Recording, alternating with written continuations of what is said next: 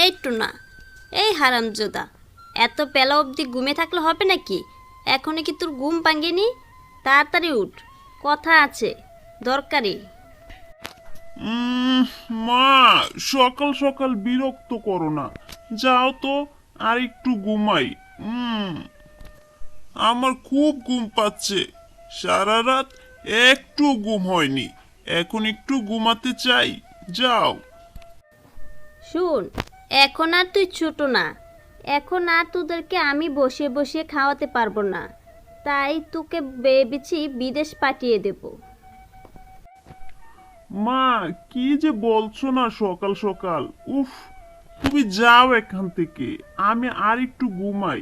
কিসের বিদেশ, কিসের কি, একটু মাথায় ঢুকছে না। যাও তো। আমি এসেছিলাম তোর সাথে দরকারি কথা বলতে। ঠিক আছে, তুই যদি কথা শুনতে মন না চায় তাহলে শুনিস না, কিন্তু আজ থেকে ঘরে ভাত খাবি না। মা যে কি বলো, ভাত না খাইলে খাবোটা কি?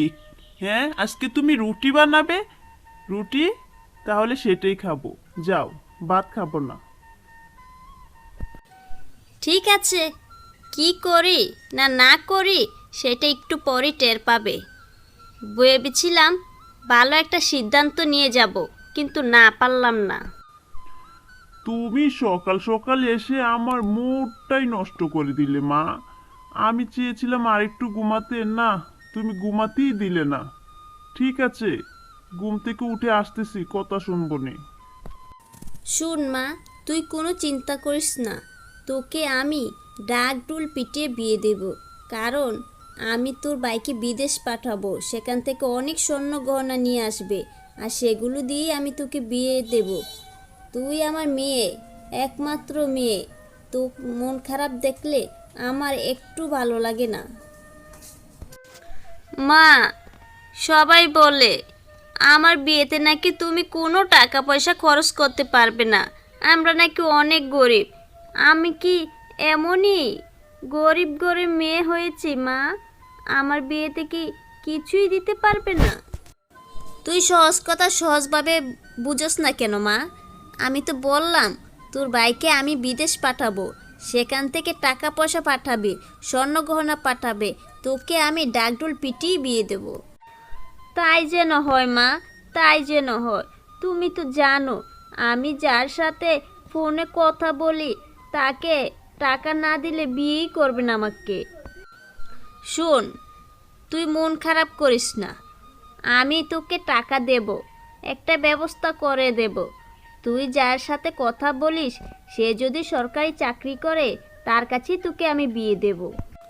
মা, তুমি জানো না সে সরকারি চাকরি করে, মোটা অঙ্কের টাকা পায়, আমাদের অভাব অনটন কিছুই থাকবে না। ঠিক আছে, দেখি আজকালকের ভিতরেই তোর ভাইকে আমি বিদেশ পাঠাতে পারি কি না। তাকে যদি আমি বিদেশ না পাঠাই তাহলে আমাদের স্বপ্ন পূরণ হবে না। মা, ভাইকে বলবে বিদেশ থেকে আমার জন্য দামি একটা মোবাইল পাঠাতে। এই ছোট্ট একটা কম দামি মোবাইলে কথা বলি, খারাপ লাগে তো।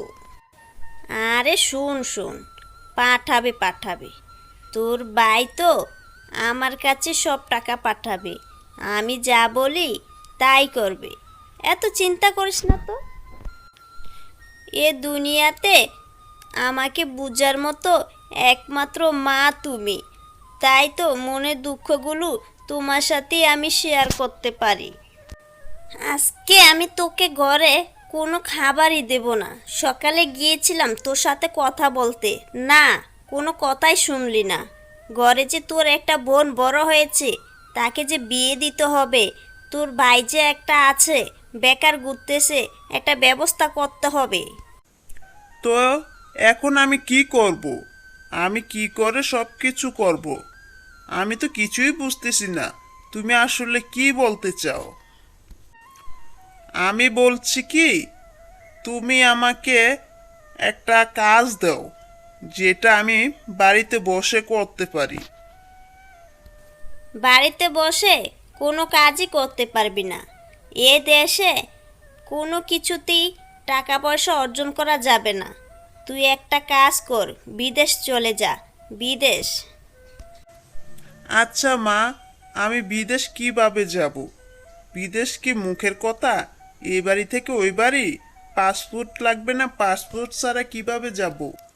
আর টাকা পয়সারও তো ব্যবস্থা করতে হবে। টাকা পয়সা ছাড়া কি বিদেশ যাওয়া যাবে? আর আমাকে বিদেশ কে নিয়ে যাবে সেটাও তো ব্যবস্থা করতে হবে। তোর টাকা পয়সা আমি ব্যবস্থা করে ফেলেছি। তুই এখন বিদেশ যাবি কিনা সেটা বল। আর তোর পাসপোর্টও করা হয়ে গেছে। এখন তুই বিদেশ গেলে চলে যা। কি বলছো মা? আমাকে না জানিয়ে তুমি চুপি চুপি এত কিছু করে ফেলেছো? ঠিক আছে, সবার যদি শান্তি হয় তাহলে আমি বিদেশই চলে যাই। যাই মা। হ্যালো মা, বাড়িতে আসার জন্য মনটা আমার কেমন কেমন করছে। বাড়িতে চলে আসতে ইচ্ছে করছে। তোমাকে তো আমি অনেক টাকাই পাঠালাম, এখন কি আসতে পারবো না? আমার তো বাড়িতে আসার জন্য মনটা চটপট করছে। আর বোনকেও তো বিয়ে দেওয়া হয়ে গেছে, জায়গা জমিও তো কিনা হয়ে গেছে। এখন বাড়িতে চলে আসি। না না না, এত টাকা খরচ করে তোকে বিদেশে পাঠিয়েছি, তুই বাড়িতে চলে আসবি মানেটা কি? তুই ওইখানে থাক, তো ছোট ভাইয়ের এটা ব্যবস্থা করে আসতে হবে তো। মা, আমার না আজ কয়েকদিন হয় পেটটা খুব ব্যথা করে। পেটের ব্যথায় আমি চিৎকার করি, চেঁচামেচি করি, ঘুমাতে পারি না। কি করব বলো? তো বাড়িতে আসলে কি তোর পেট ব্যথা ভালো হয়ে যাবে রে টোনা? তোকে বলেছি বিদেশ করতে, বিদেশ কর। আর কিছু টাকা পয়সা খরচ করে পেটের চিকিৎসাটা করালি হয়। এ কথা শুনে টোনার মনে খুব রাগ হলো আর মন খারাপ হয়ে গেল। আজ অনেক দিন হয় টোনার পেট ব্যথা করছে, কিন্তু টোনার মা স্বার্থপরের মতো তার নিজের কথাই চিন্তা করলো, একবারও টোনার কথা চিন্তা করলো না। সে একবারও বলল না, বাবা আয়, তুই দেশে চলে আয়, তোর চিকিৎসা আমি করাবো। টোনার মন খারাপ হয়ে গেল। এভাবেই কেটে গেল 5টি বছর। টুনা অনেক কষ্ট করে 5 বছর বিদেশ করলো। তারপর একদিন হঠাৎ করে টুনা বাড়িতে চলে আসলো। অসুস্থ শরীর নিয়ে আর কি করবে বিদেশ?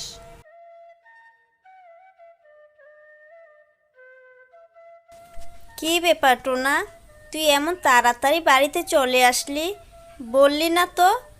আর আমি তো বলেছিলাম আরও কয়েকটা বছর থেকে আয়, থেকে আয়, না চলে আসলি। মা কি বলছো? বিদেশ করতে করতে 5টি বছর কেটে গেল।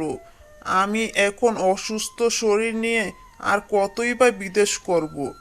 দেশে কি আমি কম টাকা পাঠিয়েছি? তোমাদের জন্য স্বর্ণ গহনা কম পাঠিয়েছি? জায়গা রাখলে, জমি করলে, বাড়ি করলে, বোনকে বিয়ে দিলে, বাইরের একটা ব্যবস্থা করলে, এখনো তুমি বলছো আরও আমি বিদেশ করতাম। জায়গা রাখছি, জমি রাখছি, সেটা যে বলছো, সেগুলো তো তোমার নামে না, সেগুলো তো রাখছি তোমার ছোট ভাইয়ের নামে। তাহলে তুমি কি করবে? কি বলছো মা? কষ্ট করে টাকা উপার্জন করলাম আমি, আর তুমি কি না জায়গা রাখছো ছোট ভাইয়ের নামে? এটা তুমি কি করছো? আমি এখন কিভাবে চলবো? কিভাবে চলবে সেটা জানি না, সেজন্যই তো আমি তোমাকে বলেছিলাম আরও কয়েকটা বছর বিদেশ করো। না, তুমি দেশে আসার জন্য পাগল হয়ে গেছো। এখন তুমি কি করবে জানি না। তাহলে আমি এখন কোথায় থাকবো? কি করব? এত বছর আমি বিদেশ করেছি, আর এখন তুমি আমাকে কি বললে গুলা? এ ঘর, এ দরজা কিছুই তো আমার না। সারা বছর আমি কি করতে আমি বিদেশ কষ্ট করলাম, এখন আমি কি করব? টুনা, তোমার কি হয়েছে? আরে তুমি না বিদেশে গিয়েছিলে, হঠাৎ দেশে আসলো কবে? আর কান্নাই বা কেন করছো? আরে তোমার তো চোখে পানি, কেন, কি হয়েছে? শিয়াল মাসি, কি বলবো দুঃখের কথা। সারা বছর আমি বিদেশ করলাম, টাকা উপার্জন করলাম, সব কিছু টাকা আমি মাকে বুঝিয়ে দিয়েছি। আর মা কিনা সে টাকা দিয়ে জায়গা কিনেছে ছোট ভাইয়ের নামে। এখন আমি কোথায় যাব? ঘর দরজা সব কিছু ছোট ভাইয়ের নামে। আমার এখন কিছুই নেই। সারা বছর কষ্ট করে কোনো লাভ হলো না। আমি এখন অসুস্থ। তোমার মা এ কাজটা মোটেও ঠিক করেনি। তোমরা দুই ভাই জায়গা জমি রাখলে দুই ভাইয়ের নামই সমান ভাগ করে রাখা উচিত ছিল। একটা কি কাজ করলো, সংসারে তো অশান্তি তৈরি করে দিল। শিয়াল মাসি, এখন তুমি আমায় বলো আমি কি করব? নিজের টাকা পয়সা সব কিছু তাদেরকে দিয়ে দিয়েছি, তারা এখন আমাকে নিঃস্ব করে বাড়ি থেকে বের করে দিয়েছে। চিন্তা করো না, দেখি আমি তোমার মায়ের সাথে কথা বলবো, দেখব ওই সম্পদ তোমার নামে ফিরিয়ে দেয় কিনা, তাহলে হয়ে যাবে সব কিছু। সে ফিরিয়ে দিবে না। সে ফিরিয়ে দেওয়ার জন্য এ কাজ করেনি শিয়াল মাসি। আমি রাস্তাঘাটে পচে গলে মরে যাব, এটাই আমার জীবন। তুমি তো বোকা কাজ করেছো। তুমি সব টাকা বাড়িতে কেন পাঠিয়েছো? কিছু তো নিজের জন্য রাখবে। এখন তোমার বোকা কাজের ফল তোমাকে ভোগ করতে হবে। বন্ধুরা, আমাদের এই গল্পটি কেমন লাগলো? যদি ভালো লেগে থাকে তাহলে অবশ্যই লাইক, কমেন্ট, সাবস্ক্রাইব করে দাও। আরও নতুন নতুন গল্প পেতে আমাদের সাথেই থাকো। ধন্যবাদ সবাইকে। নতুন নতুন গল্প পেতে আমাদের সাথেই থাকো। ধন্যবাদ সবাইকে।